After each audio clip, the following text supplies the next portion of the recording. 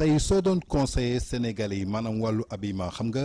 on a des temps ay climat la ñu am soit on est en été actuellement ñi ngi ci hiver tey soo doon conseiller sénégalais yi ban port d'habillement la ñu war a gën a mën a utiliser en hiver ak quelles sont les couleurs tendances et fashion en ce moment-là où nous sommes. Alors je me dis que ni war nañu di changer tuuti peut-être couleur yi parce que climat bi du différé torop ñun duñu sedd wala suy sedd tamit ci temps bu gàtt la comme mënuñu sol ay manteau ak ay bottes yu yegg si fii xëy na dinañu changer tuuti légèrement surtout couleurs yi aller vers du gris du noir les couleurs un peu sombres yi nga xam ne que su seddee mën nga ko sol mais sinon je pense que la différence n'est pas énorme on est toujours en été chez nous. Est-ce qu'on peut s'attendre un jour que Adja Ombilico habille notre président de la République, le chef de l'État, Macky Sall, comme on le fait en Europe avec des grandes boutiques de marque qui habillent les chefs d'État?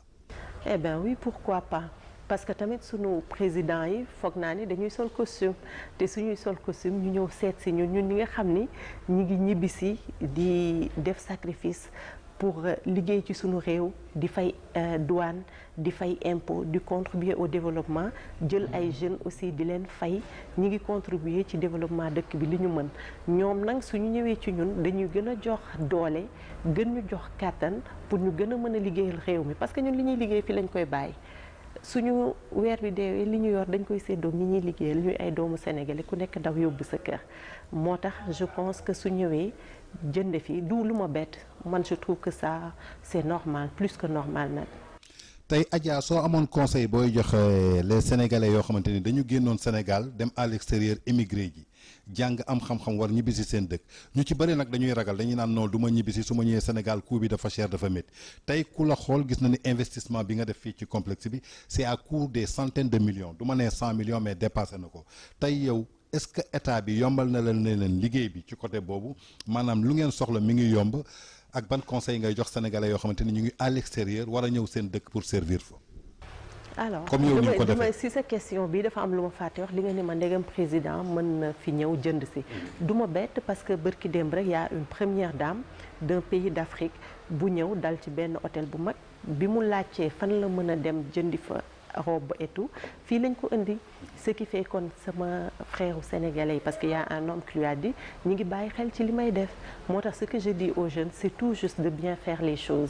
parce que xam naa xalaat nañ su ñëwee dina am accueil bi mu soxla dina am produit bi mu soxla et c'est une première dame mu ñëw fi kon kay man sama président réew mën na fi ñëw c'est évident. Effectivement.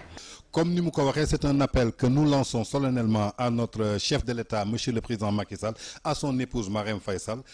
am nañu sénégalaise boo xamante ni dem na jàngi xam-xam à l'extérieur bàyyi fa lépp dellu si waat pour servir son pays je crois que nag war ngeen ñëw seet si ko jàppale ko xool ci li muy def au lieu que ngeen di dem Champs-Élysées di ko jox ñeneen je crois que bay sa weewu tànk ça c'était un message que j'ai lancé. tey Adja toujours dañuy dugg ci wàllu mode suñu duggee ci mode souvent on a tendance à voir des célébrités qui sont à la télévision. parfois ñu solu ñu ne kii warul solo ne la wala kële ne la war solo tey yow pour yow en tant qu'une présentatrice qui est à la télévision pour présenter une émission naka la war a solo. c'est un peu complexe. non conseil rek c'est sa xalaat comme tey yow si mode ngay yëngatu da ngay joxe sa xalaat. peut-être am na ku toog ci salon di xool xamul woon peut-être Adja wax mu ne ma man lii de xaw ma ko woon mu jàngee ko ci Adja. man sama plus grand problème mooy wax nit lan nga war a solo. parce que je me dis que c'est tellement intrinsèque dafa nekk ci biir nit ki lu mu war a exprimer la koo gis mu solo nii c'est parce que yëg-yëg la li gën a dangereux mooy ñun la solool nii nga solo nii da nga ko war a yëg ça doit sortir de l'intérieur par exemple soo gisee nit mu solo rek war nga mën a xam caractère am ak tempérament am mais su dee da nga ni ko yow solool nii mu solo ko ce qui fait mi ngi def erreur ci benn côté lenn rek li ñu mën a wax mooy ce sont les conseils généraux sooy nekk ci télé nga xam ne xale yaa ngi ci mag ñaa ngi ci et tout parce que da ngay dugg ci kër ñëpp te xamoo ban moment nga leen di fekke na yiw su dee vraiment wane wuñ la le soir en boîte très tard émission 1h du matin 2h nga xam ne les enfants sont au lit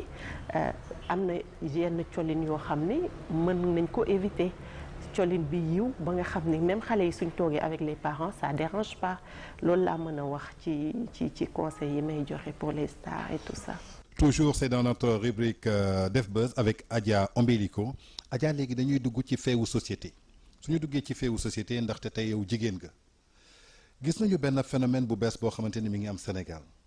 bi ci mujj mooy récemment la femme Aïda Mbacké qui a brûlé son mari à cause de la jalousie tey yow phénomène boobu bi nga ko déggee naka nga ko jàngatee ak noo ko dundee sa jëkkër takkal na la wujju rek nga jënd essence ñëw taal ko. waaw man nag en tant que jigéen. fekkuma fi woon xaw ma nu mu kiiwee dama ko dégg rek ci journée yi metti na torop nag parce que ay njaboot lañu yooyu su amee ku ci nekk yaa ngi xalaat sa doom wala nga xalaat sa bopp parce que yenn saa yi seytaane suy ñëw kenn mënu ko calculer mais li ñuy wax rek nañu ànd ak dal nañuy def ndànk ci lu mën a am ñu jël sunu temps di réfléchir parce que en général émotion mooy tax yenn yu metti yi di am nañu gën a dal di xool li ñuy def bu baax loolu laa leen di. tey Adja opératrice économique nga investisseur nga da ngay jël say millions dem investir ko à risque ou péril actuellement ñu ngi toll ci benn situation boo xamante ni mooy situation dëkk bi en tant que une sénégalaise naka nga analyser la situation économique du Sénégal. waaw c'est très dur en ce moment parce que pouvoir d'achat bi dafa xaw a wàññeeku si je peux dire parce que si les denrées sont chères et tout ça day tax mu wàññeeku nit ñi lekk la ñu gën a xalaat ko jënd yére moo tax on vit des moments assez compliqués mais il faut tenir comme lii la ñu choisir mooy suñu liggéey mu metti dañuy toog mu neex dañuy toog nañu ñaan yàlla rek d'ici quelque temps mu changer parce que xëy na dañu toll ci redressement les choses vont changer bientôt. toujours dans notre rubrique de société Adja tey yow yàlla may na la chance nga jàng ay études en gestion nga jàng ay études en marketing jamono jii ñu toll ñu ngi naan Sénégal il fait partie des pays les 25 pays les plus pauvres au monde d'autant plus que ñu ñuy signaler on a du fer on a du pétrole et toujours on ne voit pas l'existence de cela on ne voit pas le pouvoir d'achat qu'est-ce que ça puisse changer à notre pays tey soo amoon conseil en tant que gestionnaire en tant qu'une marketeuse ban conseil ngay lancer à nos autorités. waaw pour le Sénégal ci étape bi ñu toll la rek xam nga buñ ko gisee ba ñuy exploiter ba bañ ciy mën a am dara ça prend du temps je pense que sunu kilifa yi ñi ngi def seen kéemtalaay kàttan ba nga xam ne loolu su génnee dinañu gën a mettre les Sénégalais à l'aise parce que je pense que dëkk bu am richesse war nañu xool lu meloon ni dëkku Xadafi presque kenn daanu fa fay fi nga dëkk su dee da nga soog a pare jàng ñu jox la kër gi nga dëkk sooy takk jabar ñu jàppale la et tout ça dañuy ñaan yàlla sunu pétrole bi ñu gis ak sunu gaz bi mu amal ñu njariñ ba nga xam ni ñun dinañu vivre lool parce que c'est un rêve pour le moment yàlla na ko yàlla réaliser. kon ñoo ko déggandoo yàlla na ko yàlla réaliser mais Adja toujours suñu émission bi dafa am benn partie boo xamante ni partie humour la tudd partie blague la tudd partie boobu nag c'est une partie de choix tey bëgg nañu dañ lay wax ñaari affaire nga choisir ci benn tey suñu newoon Adja Ombélico mu choisir entre deux artistes sénégalais Viviane ou Coumba Gawlo kan la ciy choisir. dina difficile. non kenn rek. du ma ko mën mi ngi mel ni nga ni ma entre sa yaay ak sa papa choisir. non non ça loolu lañ ma jege. nekk samay xarit question bi jeu la moom wax man la jeu la humour la.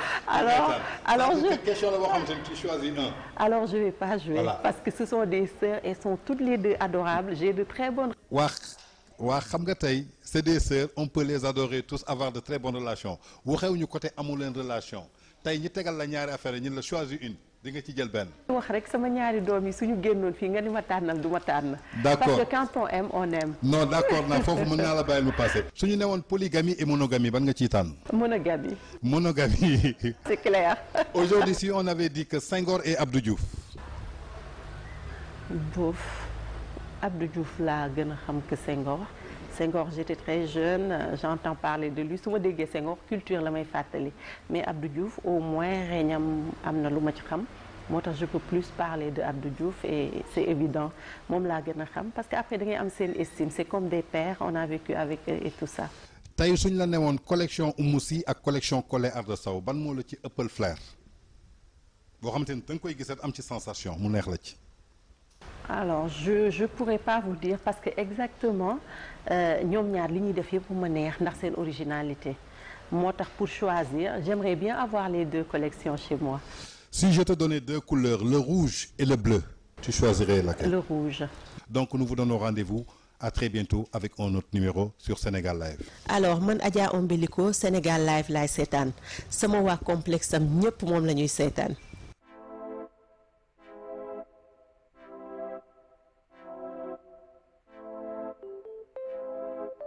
One.